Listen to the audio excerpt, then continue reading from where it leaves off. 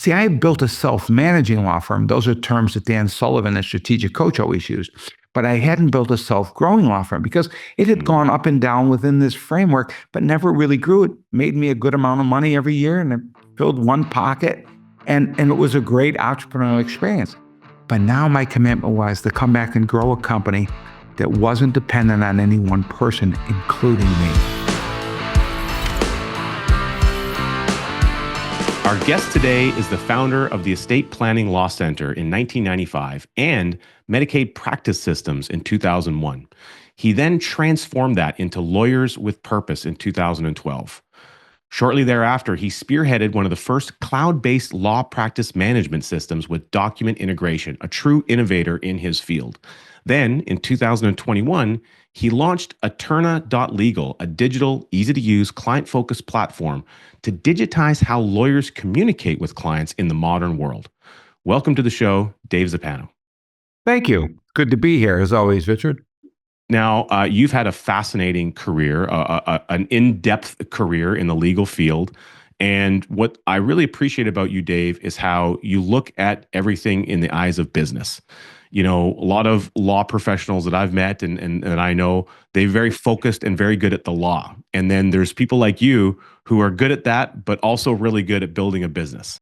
Yeah, I always say I'm an entrepreneur that happens to practice law. That's my entrepreneurialism. It's around that. So I love it. It's great. Now, before we were able to hit the record button, we were talking briefly about, you know, one of the major timeframes in law practice that created, to say a hiccup sounds like would be an understatement. And it goes back to that 2008 financial crisis that even today, you know, people watching this, you know, it's so far into the past that there's a lot of people who have those memories. And then there's younger people watching this that they just remember stories that their parents were telling. So what was that experience like from your vantage point trying to run your business? people don't realize this, but what happened in the economy, what is now known as the Great Recession, there were signs of it we all saw, but it wasn't called anything, and we didn't really know it was a recession, right? So that's the biggest thing I learned was there's stuff in front of you. You're looking at numbers, and we're always trying to analyze numbers. But sometimes you can't. It's based on things that are happening. There's an undercurrent, and that really was what I call the 2x4 to the forehead. Just a quick summary around that. And I think, going back to the entrepreneurialism, I was fortunate enough, I grew up in an entrepreneurial home. So my mother and father owned a family business that my mother, believe it or not, took over from her father. Now, my mom, I buried in 2020 at 95.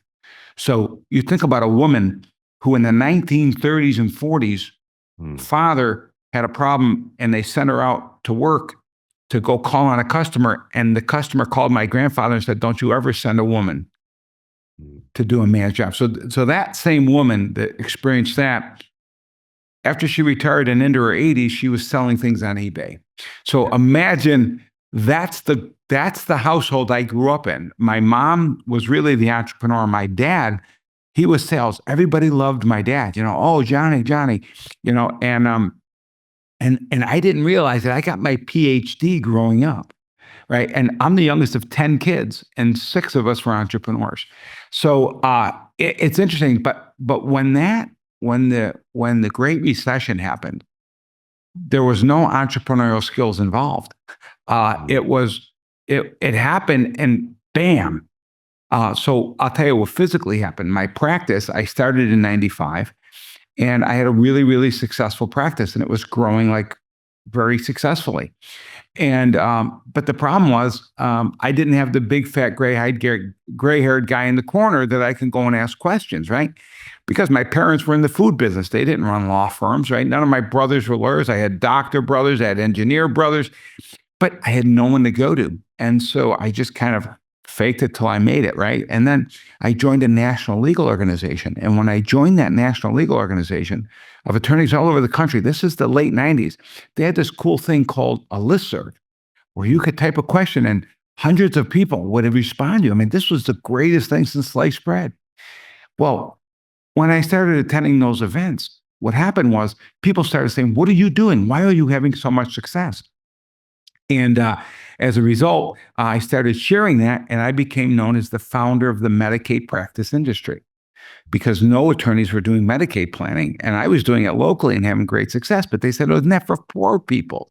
And I said, no, it's about really an element of asset protection. Why do I give you this background? Because by the time 2008 came, that national legal organization said to me, you got to teach our members how to do what you're doing. So I started this thing called MPS in 2001. And by 2012, it became Lawyers with Purpose. Well, in 2009, right in the middle of all this growth, my law firm was driving everything. What I was doing in my law firm was what I was using to teach the people that joined my national legal organization called at the time MPS, Medicaid Practice Systems. Well, my law practice, you ready for this, grew to 5 lawyers. We were kicking butt. We had made goal. So I created an incentive compensation program. We had made goal 39 months in a row. And the problem with that, so I'm going to give you a little lesson I learned from that. When the recession hit, it was like weird. It was like, oh, what happened? This is the first month we haven't hit goal. How'd that happen? Blah, blah, blah. Oh, it must be something simple. Let's go look at everything. And then the second month happened, and we were taking on massive losses, like in a matter of a month. Because remember, I'm an estate planning attorney. So when the recession hit, nobody was thinking they had any money. Stock market dropped 40%. Nobody thought they had money. They weren't worried about protecting their estate, right? So we're the first guy they stopped calling. Right. And that's really like the first lesson was there are outside forces that affect business that we have no control over them. And it's as simple as an election. Over the course of late 2008 and 2009, I remember our bonus system was such that it paid every month part, and then we accumulated an end of year bonus. And the end of year bonuses for employees were literally 2 months worth of pay. I mean, they were just, people were loving it.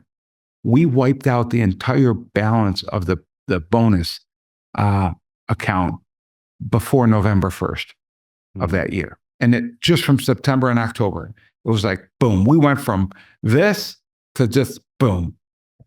It was turmoil. But what happened following really is ultimately, I'm sure you're going to have questions around this, but what are the greatest lessons and the challenges? Well, we were 21 people. And my office was buzzing. Like you would see people in the hallway, hi, how are you? We in about an 8-month period, we went from 21 people down to 9. Wow. So again, does that mean I wouldn't do it again? Absolutely not, because there's no such thing as competition in the world of abundance. So, but really, if that doesn't shock someone to say, oh my gosh, you're waking up, you're 39 months in a row of making goal every single month, people, killing the fatted calf, growing literally monthly, probably adding employees every month, to just a complete break. Just like somebody screeched the brakes, and you're like, and then you don't even know why. Like, you don't know even what happened. And there you have it, this thing we later know as the Great Recession. Yeah. So that was my setback. There was no question about it. But survival is the difference, right? It's not about the setback, it's how you get through it. From breakdowns come breakthroughs, I was always taught. Well, and that would have impacted the other component of your business where you were teaching your business systems and practices to other people in the country, because now that successful model isn't as successful given the current economic climate. So it would have been a double whammy to some degree. Yeah. Interestingly, during that period of time and during COVID, while the law firm business went down, the national one tended to go up. Why? It was a place where like-minded people in the same business could talk and share the challenges they were facing and come through it with new ideas.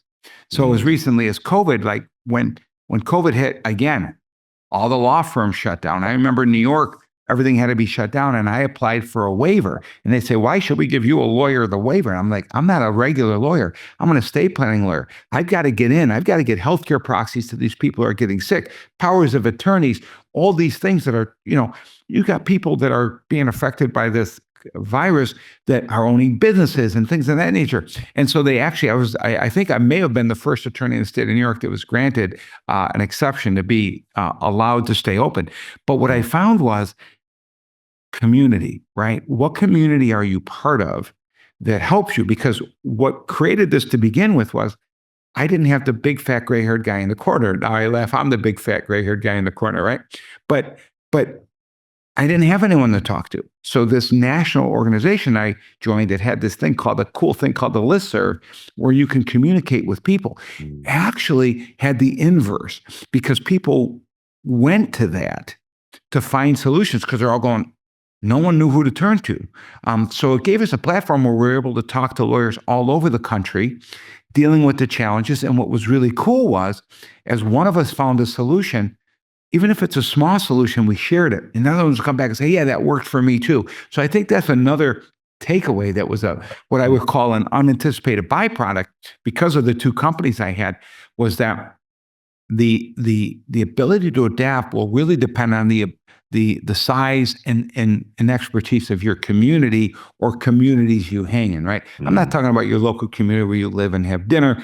Yes, that's a community, and that's important too, because there's a part of that being out at community events from the law firm perspective. But there's this whole other national legal community we had that were all in the same business as me, that we were able to strategize and identify what are you doing and what's working.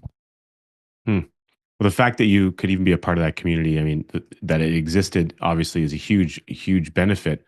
But more importantly, you took advantage of it. You maybe looked at it differently. That may have been happening for other members of that community, but I think your perspective was, wow, here's where I'm going to get all the intellectual shortcuts I need to be able to move the dial in the business and get back up and running. So very, very powerful circumstance. It's incredible that you were able to recover from that, Dave. Now, when we come back after these messages, we're going to unpack a little bit more of that story. And there's another doozy that I think we're going to get into as soon as we have these messages from our commercial break.